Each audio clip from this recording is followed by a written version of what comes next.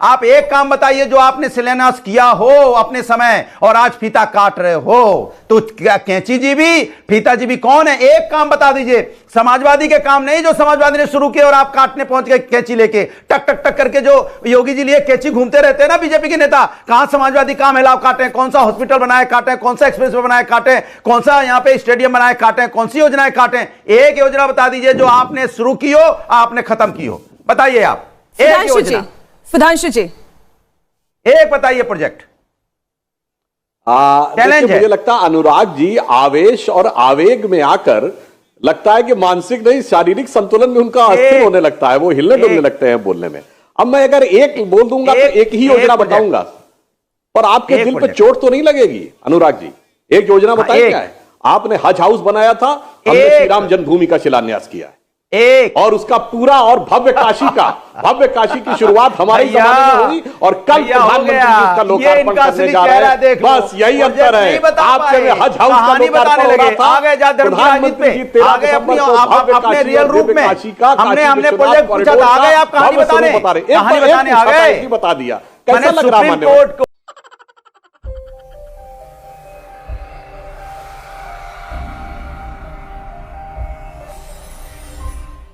सुधांशु जी, एक बात तो माननी पड़ेगी कि आज अगर प्रधानमंत्री नरेंद्र मोदी के निशाने पर कोई सबसे ज्यादा है तो वो लाल टोपी ही है।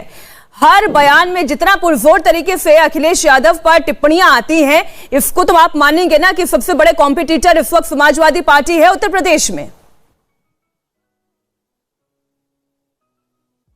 देखिए तो बहुत स्वाभाविक है, इन्होंने जनता को सदैव टोपी पहनाई है। मैं पुनः कह रहा हूं, अगर 5500 प्रोजेक्ट 6 घंटे में कर दिए, इसे टोपी पहनाना कहते हैं और इसमें कोई आश्चर्य की बात नहीं। और ये कह रहे हैं कि पूर्वांचल एक्सप्रेसवे इन्होंने बनाया था, तो पूर्वांचल में कितनी जनता ने आपको वोट दिया था? 2017 में कितनी सीटें पाए थे पूर्वांचल में? और अगर है तो मैं चुनौती के साथ कहता हूं, आज के जमाने में उसकी फोटोएं दिखा दीजिए सोशल मीडिया के दौर में, गूगल मैप से दिखा दीजिए ना ले जाके। मैं कह रहा हूं फिर भदौरिया जी, आज के जमाने में इतना आसान नहीं है सच को छुपा पाना। गूगल मैप में जाकर ट्रैक करके दिखा दीजिए ना, दिसंबर 2016 में कितना बड़ा बना हुआ था। इसीलिए मैं कह रहा हूं देश की जनता, प्रदेश की जनता बहुत समझदार है। और जहां तक लाल टोपी की बात है, अखिलेश जी क्या बोलते हैं? लाल रंग क्रांति का प्रतीक है। अरे लाल रंग क्रांति का प्रतीक है, कम्युनिस्टों की सोच है। जो लोग खूनी रक्त रंजित क्रांतियां करते थे, भारतीय परंपरा में भगवा रंग क्रांति का प्रतीक है।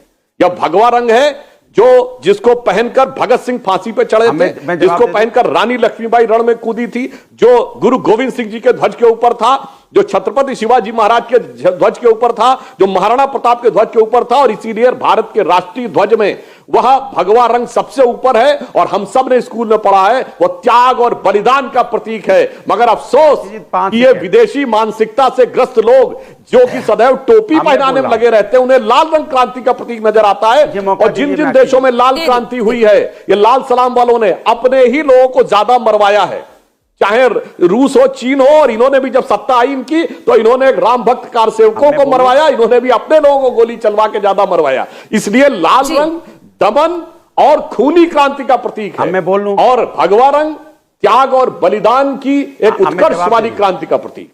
यही नहीं, अभी और सुनिए। अयोध्या के अंदर में इलेक्ट्रिफिकेशन, अंडरग्राउंड इलेक्ट्रिफिकेशन किसने किया? समाजवादियों ने। चेंजिंग रूम अयोध्या के किसने बनाया? समाजवादी ने। राम की पौड़ी किसने बनवाया? समाजवादियों ने। पंचकोसी वहां पे मार्ग रास्ता किसने बनाया? समाजवादियों ने। आपने क्या किया प्रभु? क्या क्या राम थीम पार्क किसने वहां पे दिए कर पड़ा? समाजवादी ने। आप तो पूरा भी नहीं कर पाए उसको। करो पूरा, मैं तो चैलेंज करता हूं, करो आप पूरा। चलिए बारी-बारी से देखिए अनुराग जी, आप सबका टाइम ले जाएंगे, ये तो नहीं चलेगा ना। फीता काटो तो मुझे अच्छा लगेगा कि आपने फीता काटा। सुधांशु जी, अरे मैंने तो बोल तो दिया। मीनाक्षी जी, राष्ट्रीय चैनल पर मर्यादा के अनुसार राष्ट्रीय डिबेट हो तो ठीक है। हम 2 लोग हैं, मुझे कोई आपत्ति नहीं है। जिस समय ये बोले मेरा माइक ऑफ कर दिया जाए, और मैं रिक्वेस्ट करूंगा जब मैं बोलूं तो इनका माइक। 2 ही लोग हैं, इसलिए किसी को आपत्ति नहीं होनी चाहिए कि मेरा माइक ऑफ है। बिल्कुल बिल्कुल आप बोलें। सुधांशु जी, जब आप बोलेंगे तब अनुराग जी धैर्य से सुनेंगे। इतनी अपेक्षा तो अनुराग जी आपसे कर ही सकते हैं। अब मैं आ रहा हूं जी। हाँ, अब मैं, अरे मैं तो सुन ही रहा हूं, मैं कहां बोला उनके बीच में? देखिए समस्या क्या है भाई कि इन्होंने अभी देखिए आवेग में क्या बोल गए कि राम की पैड़ी इन्होंने बनवाई। राम की पैड़ी किस जमाने में बनी थी? 1987 में।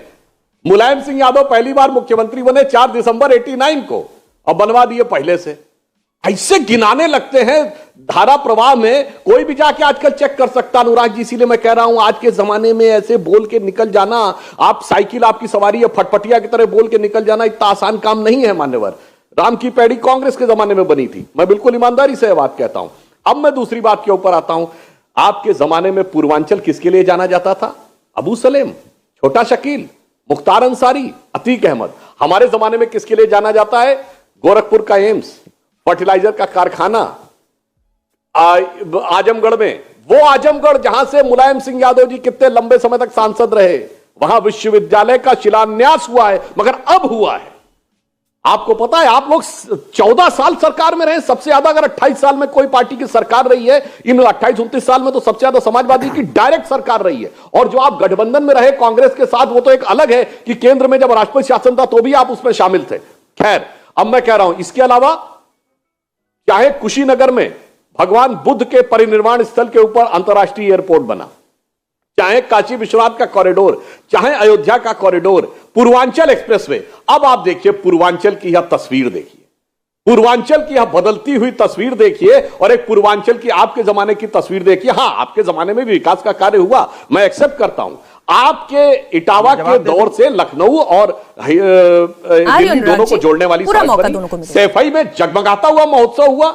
लखनऊ और बनारस के अलावा एक ही ऐसी जगह थी जहां पर जेट प्लेन उतर सकता था, वो थी सैफई की एयर स्ट्रिप। बाकी उत्तर प्रदेश चाहे जो भी रहे, जेट प्लेन नहीं बड़े से बड़ा प्लेन भी उतर सकता था। अब ये मैं नहीं समझ सकता था कि वहां कौन और किसके लिए प्लेन उतरता था, जनता के कितने प्लेन उतरते थे। आपके जमाने में 2 हवाई अड्डे थे, हमारे जमाने में 7 हवाई अड्डे।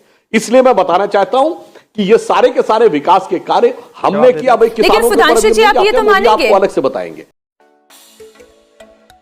तो दोस्तों, अगर आपने वीडियो यहाँ तक देखी है तो वीडियो जरूर थोड़ी बहुत आपको अच्छी लगी होगी, इसलिए वीडियो को लाइक कर दीजिए, शेयर कर दीजिए। और ऐसे ही वीडियो अगर आप और देखना चाहते हैं तो मेरे चैनल को सब्सक्राइब कर दीजिए। धन्यवाद।